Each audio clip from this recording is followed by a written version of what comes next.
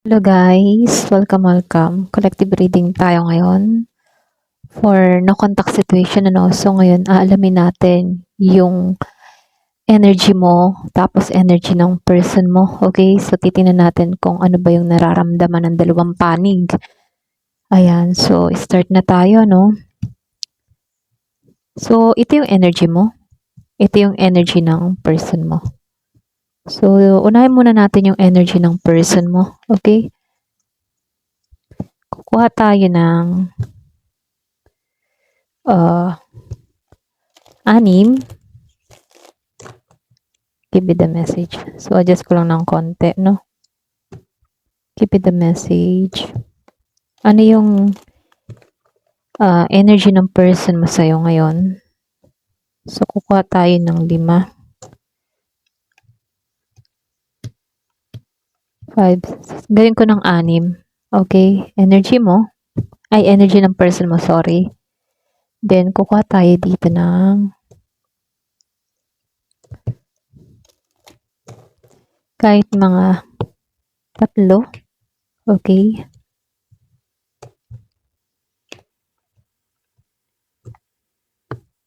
Tapos dito, advice naman para sa'yo.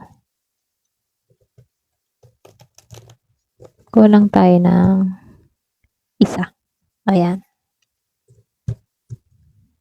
Okay, so buklatin na natin. Stay committed. Ang sabi dito, no? Sa journey na to. So, meron ka ditong bird. Ayusin ko lang, ha? Meron ka dito na cloud. So, mamaya, titingnan natin kung ano ba yung pinapahiwatig ng card na to. So, lumabas ang fish. Fish, clouds, bird, at itong stay committed to your journey. Then, ang lumabas sa'yo ay itong si 5 of Wands, reverse. Ayan. Then, dito, si 6 of Swords, reverse. Hierophant upright. Then, 7 of Swords. 7 of Swords, reverse. Itong si 8 of Cups, reverse. At si 6 of Pentacles. Ano? So, energy yung babasahin natin. So, hindi na ako magbabanggit ng zodiac sign energy, no? Start na tayo. So, dito mag-uumpisa tayo ngayon sa tarot card, ano? Then, oracle card and the advice card. So, ngayon lumabas si 5 of Wands. Then, lumabas si 6 of Swords. Reverse, the Hierophant upright. So, dito, no? Nakikitaan ko dito, yung energy kasi ng person mo. Para ba siyang, alam mo yon, yung ayaw niya ng gulo. Kasi lumalabas talaga, ayaw niya na ng away. Hanggat maaari, gusto niya na ng kapayapaan sa'yo. Kung kahapon parang ganun din ang lumalabas pero dito nagpapatuloy siya na ganun pa rin yung energy ng person mo, okay? Ayaw niya na ng away, ayaw niya na ng gulo, ayaw niya na ng tensyon. Kumbaga, may tampuhan man kayo or pwedeng sabihin hindi kayo nagkaroon ng pagkakaunawaan noon, lumalabas dito na mas gusto na ng tao na to na humupa na ito kaysa mas lumala. Alam mo yon? Kumbaga, itong tao na ito, maaring nagpapahiwatig siya na, alam mo yon, yung pinipigilan niya yung sarili niyang emosyon para maiwasan yung alitan. Okay? Ganun yung energy niya. So, dito, no, kasabay nito, lumabas kasi si 6 of Swords and the Hierophant. Kumbaga dito, no, nakikitaan ko dito, meron kayong mga bagay na sabihin natin na hindi tuluyang mabitawan. Okay? Para bang na-stuck sa nakaraan or parang yung parang hinihila sa nakaraan. Ganon. Ganon yung nakikita ko dito, no? So dito, para bang gusto nang umusad pero hinihila ng nakaraan kasi merong unfinished business or sabihin natin hindi pa tapos. Okay? So dito, no, meron ditong umuusad na emosyon. So, nakikitaan ko dito, andun pa rin yung emosyon Hindi nawawala yun Para bang, itong tao na to, hirap siyang pakawalan yung mga naganap sa inyo, yung mga pinagsamahan nyo. So, nahihirapan siyang pakawalan yon. So, lumalabas dito na paulit-ulit niyang binabalikan yung mga alaala, memories, talagang tumatak sa isipan ng taong ito. Maaari rin ito yung senyales ng feeling stuck, okay? So, nakikitaan ko rin dito, kumbaga siya dito, no, highly, ano siya yung bang tipo na committed or pwede ring importante sa tao na to yung values, yung maturity. Ganun yung nakikita ko sa Hierophant, no. Kumbaga, maaring iniisip ng tao na to kung ano ba yung tamang paraan, okay? Tamang paraan ng paghawak sa isang sitwasyon. So, lumalabas dito kung tungkol sa isang relasyon, okay, yung pagbabasihan dito, no, para bang naghahanap siya ng stability. Okay? Kumbaga, mas gusto ng tao na to yung alam mo yung tipo na seryoso yung direksyon na patutunguhan sa isang koneksyon, yung hindi magiging pabigla-bigla sa mga desisyon. So, ganun na, no, para ba siyang nagiging seryoso na dito, nagiging okay na siya. Kumbaga, gusto ng tao na to yung may value talaga. Okay? So, dito, no, lumabas si Seven of Swords, Eight of Cups, at itong si Six of Pentacles.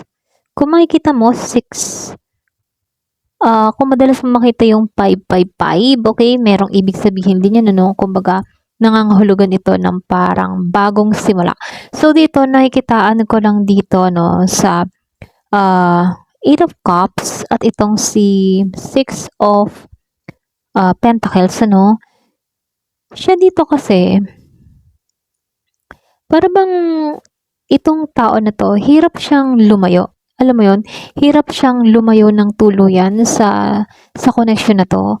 Kumbaga, kahit meron dahilan para umalis, ano, merong emosyon eh. Yun yung humihila eh. Kaya itong tao na to, hindi siya, ano, kasi dito lumalabas na naka-stuck, hindi siya makawala eh sa matinding emosyon na nararamdaman sa connection ninyo. Okay? Pwedeng sa alaala mo or pwedeng meron kang mga katangian na hirap niyang pakawalan. Okay? Pwedeng ikaw yung isa sa tao na merong nakitaan siyang kakaiba or sabihin nating espesyal, okay? Kaya dito, no, lumalabas dito na kahit lumayo siya, nahihirapan siya. May dahilan siya para umalis pero pinipigilan niya kasi andun pa rin yung emosyon. Yung emosyon, yung humihila pabalik dito, okay? So, ipinapakita din ito yung pagiging emotionally attached ng taong ito sa'yo, okay?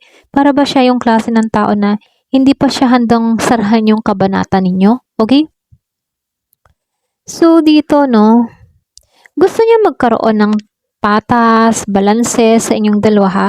So, maaring, alam mo yun, nagpapahiwatig dito ng willingness or sabihin na magbigay ng tulong or magkaroon ng patas sa palitan ng effort at energy ninyo. Okay?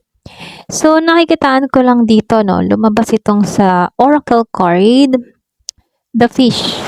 Kumbaga, fish symbol, then cloud, at itong bird. Kumbaga, ito yung mga pangitain, symbol, na may mga kahulugan. So, yung fish kasi, nangangahulugan ito ng opportunities, pagdaloy, okay? Or sabihin na abundance.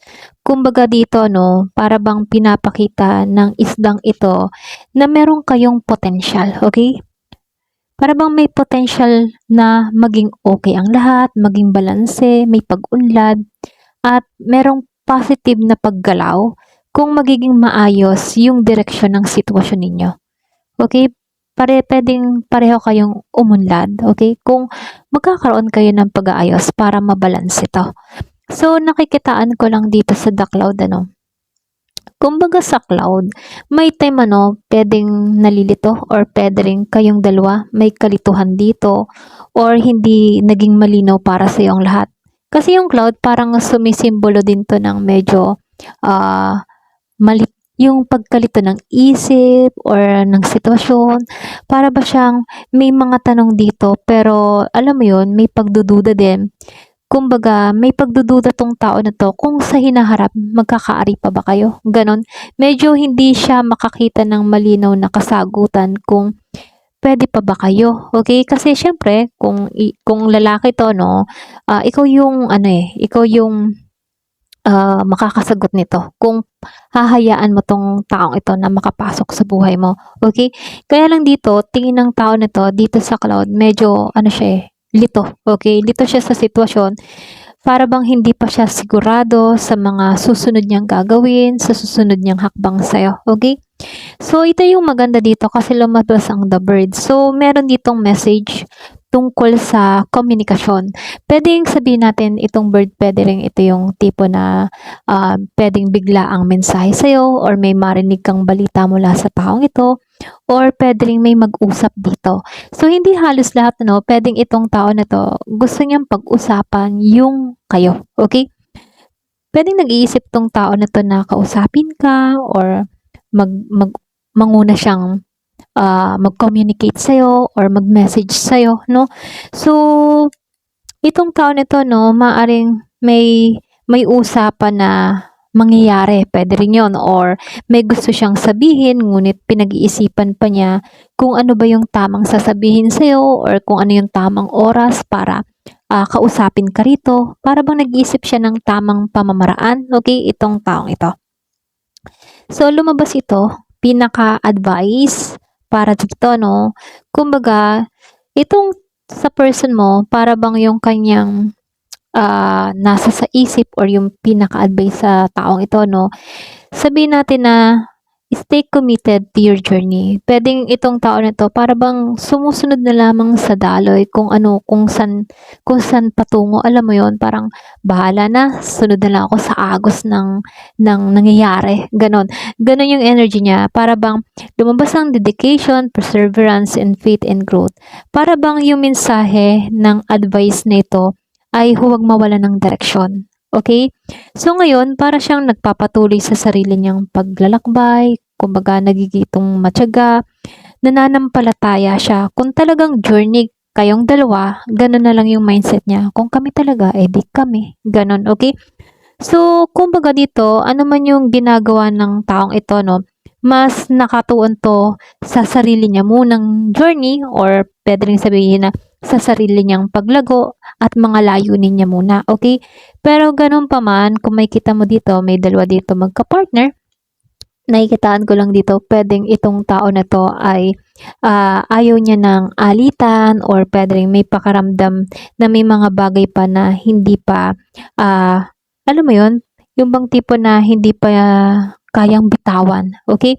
So, naghahanap to ng, sabihin natin, tamang pamamaraan sa sitwasyon ninyo or naghahanap siya ng pagbubukas muli, okay? Para bang gusto ng tao na to ng katapatan kaysa before, okay? So, meron siyang emosyon na natitira at hindi pa ganap yung move on sa taong ito. So, nais ng tao nito na balanse sa inyong dalawa. Okay? Kung titingnan, itong tao na to, medyo may pagkalito, pero ganun pa man, nananalangin pa rin siya rito na kung talagang kayong nakatadhana, kayo talaga. Okay? So, tingnan natin yung energy mo. So, isang tabi ko lang to, ano? Ayan.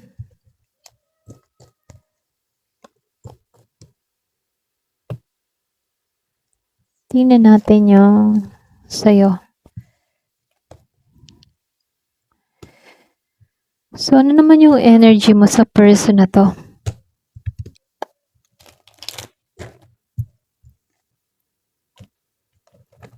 Give it a message. Ano yung energy mo sa taong ito?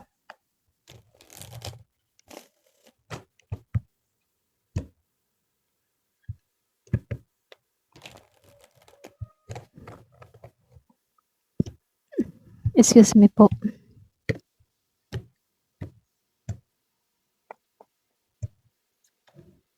Ay, so kuha na lang ako ng 6 para mabilis tayo. 1, 2, 3, 4, 5, 6. Ayan. Then dito, 3. Sa oracle card.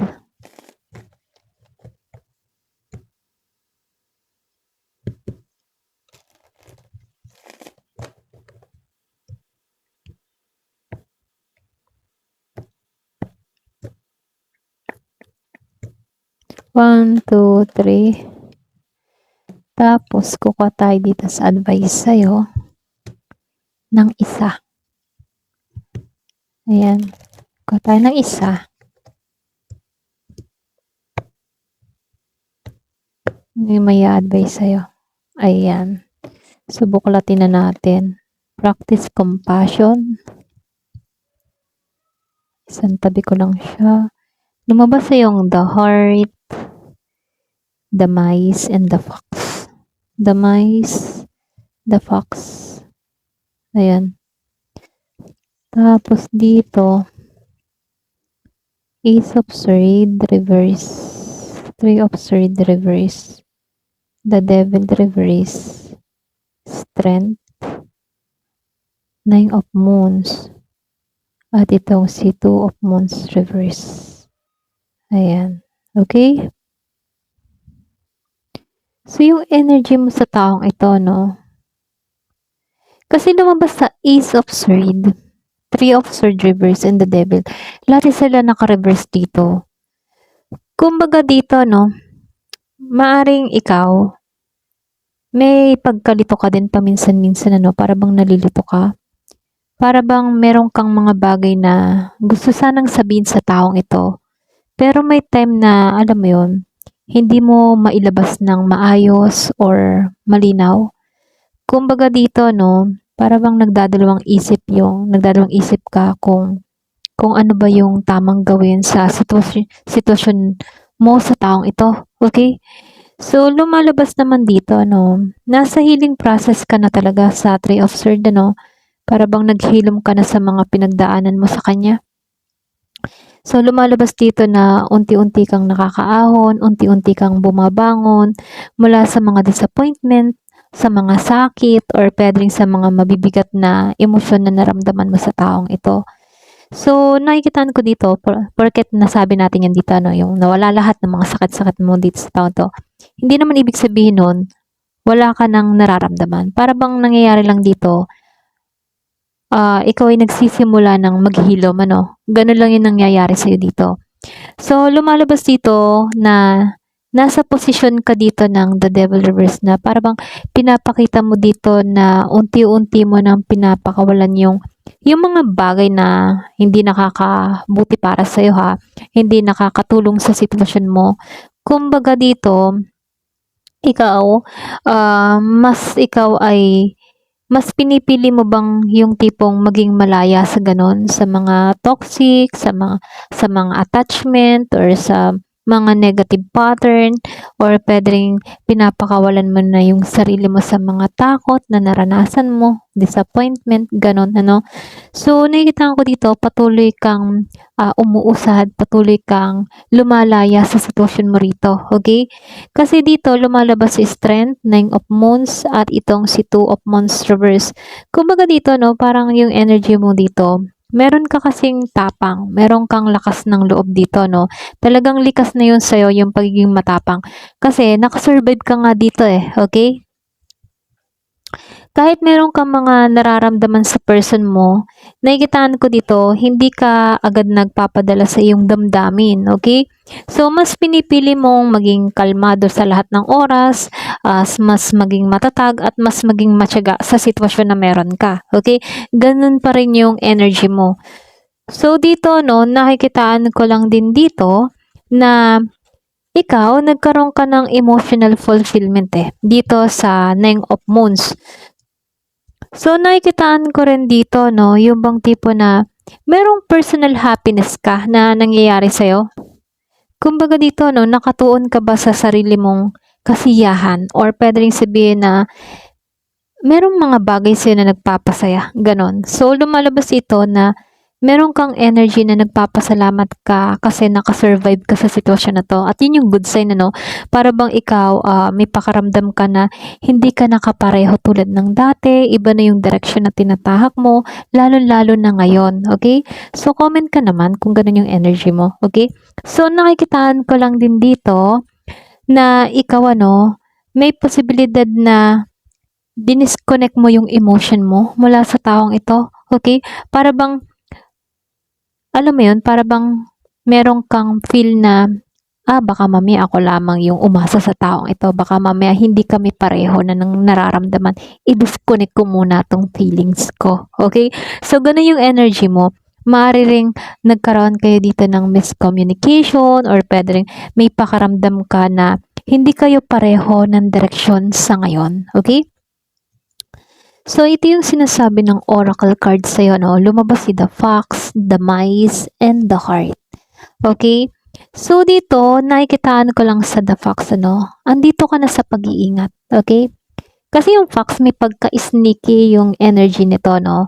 So, kumbaga ikaw, ano, para bang meron lang ditong konting advice sa'yo na mag-ingat, okay? At gamitin yung wisdom na meron ka. So, hinihikayat kang maging mapanuri at huwag kang basta-basta magtitiwala sa lahat ng nakikita or nararamdaman, okay? Kumbaga, gamitin mo yung ano mo, yung bang tipo na intuition, yung guts mo, yun yung gamitin mo, yung common sense mo. Okay? Kasi syempre, hindi naman maiwasan na hindi naman halos lahat ng tao na nakakasalamuha mo ay totoo at maging itong person mo. Kaya andito ka sa moment na nag-iingat ka lang. Okay? So dito, no, meron lang konti kang stress. Yung iba sa inyo, hindi naman halos lahat, ano, may maliit ka lang stress. Or sabihin natin na meron kang overthink na konti lang. Okay, hindi naman sobrang stress na stress. Pwedeng meron ka lang mga naiisip nitong mga nagdaang araw or maaring, alam mo yun, or pwede rin may nagpaisip sa'yo or meron kang problema, personal problem, ano, na dun muna ikaw nakatuon. Pero ganun pa man, ano, nakikitaan ko lang din dito, kumbaga yung payo lang sa'yo, huwag mong pakainin ng stress yung kaisipan mo, hanapin mo pa rin yung kapayapaan mo, okay? So, paalala lang ito na huwag mong hayaan lumaki yung maliit na alalahanin. Kumbaga, halimbawa, meron kang iniisip na sobrang nagpapagulo sa isip mo pero hindi mo ay yan nautol ako, hindi mo agad makuha yung sagot sa mga tanong mo, no, bitawan mo muna kasi kapag isip na isip ka tapos hindi mo naman makuha yung sagot sa mga iniisip mo, ikaw lang din yung maapektuhan. Okay, mas lalalim yun, mas magkakaroon ka ng mga alalahanin palalo. Okay, so mainam kung wala kang makitang kasagutan sa mga iniisip mo, bitawan mo muna. Okay, so dito sa the heart, ano, kumbaga, so hindi naman halos lahat, ano, ayan, dito sa the mice. Kasi yung mice, maliit na pagsubok yun or maliit na stress or sabihin natin na mga alaala, overthink or pag-aalala. Yun, ganun-ganun yung symbol nito. So, nakikitaan ko lang dito sa heart, ano, kumbaga dito, sa kabila lahat ng mga nangyayari dito, para bang ikaw, nandyan pa rin yung pagmamahal mo. Ikaw yung klase ng tao na kahit meron ka mga pinagdaanan na bigat, alalahanin, hindi pa rin maiiwasan na talagang malambot pa rin yung puso mo, no? Talagang ikaw yung klase lang ng tao na mapagmahal sa iyong kapwa or mga tao sa paligid mo. Okay? So, nakikitaan ko dito, marunong ka magmalasakit, mabuti yung puso mo, ipinapakita mo kung sino yung mahahalaga sa buhay mo. Okay? Kumbaga, andun yung sincere kapag ikaw talaga ay nagmahal at importante yung tao sa buhay mo, no? Andun yung sincerity mo. Okay? Kumbaga, totoo talaga yung pinapakita mo, totoo yung nararamdaman mo. Hindi ka pekeng tao, hindi ka ganun. So, nakikitaan ko lang dito, practice compassion. Kumbaga, ito yung pinaka-advice lang para sa'yo, no? Kasi dito lumabas ang empathy, then understanding, love, and kindness. Ikaw na to eh. Ikaw yung masasabing ganito, no?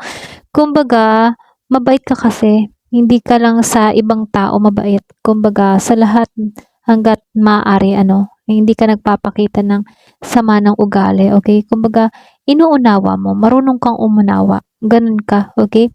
So, nakikitaan ko dito, hindi mo naman din kailangan pilitin ang lahat ng mga bagay, ano? Kumbaga, yung mensahe dito, andun na yung kabaitan mo, pero hindi mo kailangan open ka palagi, okay? Minsan yung kabaitan, sabihin natin kalakasan yun, pero may time, pwede ka rin, ano, um, yung bang tipong hindi mo kailangan ibigay ang lahat. Minsan kailangan mo din magtago or sabihin natin na yung magbigay sa sarili, okay? Hindi mo kailangang ibigay lahat, okay? So, nakikitaan ko lang din dito, Yung kabaitan mo kasi, para bang ganun ka na talaga eh. Kahit, kahit binigay mo ng lahat or ginawan ka ng hindi maganda, andun pa rin yung pagtulong mo, andun pa rin yung pagbibigay mo. Likas na talaga yun sa iyo, okay? So, kung ano man yung mga sitwasyon na mararanasan mo, pwedeng ito rin yung maging alas mo, okay? Para bang nasaktan ka, naging mabuti ka doon, pero meron pa ring biyayang ipagkakaloob sa'yo. Ganon. Kumbaga, ito yung pinaka-power mo, yung ganong katangian mo, yung pagiging mapagmahal, kabaitan mo, kahit ibinigay mo ng lahat ano, at nasaktan ka pa rin dito, andun ka pa rin, okay? So, yung energy mo lang kasi dito, pwedeng sabihin natin na naghihilom ka na, okay? Kumbaga naghihilom, healing, okay? Naghihiling ka sa mga nakaraang sugat mo, okay? Sa mga pinagdaanan mo sa buhay mo. Kumbaga pinapakawalan mo yung mga attachment or yung mga negatibong energy na hindi nakakatulong sa sitwasyon mo. Nakikita ko lang din dito, matatag kasi yung emotion mo, okay? Pagdating sa person mo 'no, para bang ikaw andun ka na sa kabaitan mo pa rin sa taong ito kahit ginawan ka ng hindi maganda, andun yung pang-unawa mo. Pero ganun pa man, nag-detach ka naman, okay? Sabihin natin, oh, patatawarin kita pero hindi na ako yung lalapit muli sa'yo. Parang ganun, ganun yung energy mo. Para bang binago ka rin ng panahon. So, nakikitaan ko dito, mas nakatuon ka kasi sa sarili mong kapayapaan at kasiyahan eh. Pwedeng yun yung pinaka-priority mo sa panahon ngayon. Ngunit meron ka lang ding konting kalituhan, ano. Minsan hindi tumutugma yung connection ninyo kasi may pagkalito ka eh. Okay? Para bang nalilito ka kung ano ba? Okay pa ba? Okay pa ba tong connection na to? Pero nakikitaan ko lang dito dahil lumabas yung the Pax, ano. So, huwag mo na lang hayaang na lamunin ka ng maliit na alalahanin dito sa damais at panatilihin mo na lang din yung kabutihan ng puso mo. Kasi ikaw na to eh, lumabas tong dalawa. The heart and the practice compassion, no? Love, kindness. So, pareho kayong nasa process ng pagbabago. Sa ngayon, siya tila naghahanap ng balance. Ikaw naman, mas matapat ka talaga ngayon sa sarili mo, okay? Ikaw, unti-unti ka kasing naghihilom ka na mula sa nakaraan at pinipili mo na lang na, alam mo yon, na mas maging malaya, mas maging matatag. Ganon, ganon yung energy na nakikita ko. Ayun. Ayan, hanggang dito na lamang po. Thank you for watching. Love and peace.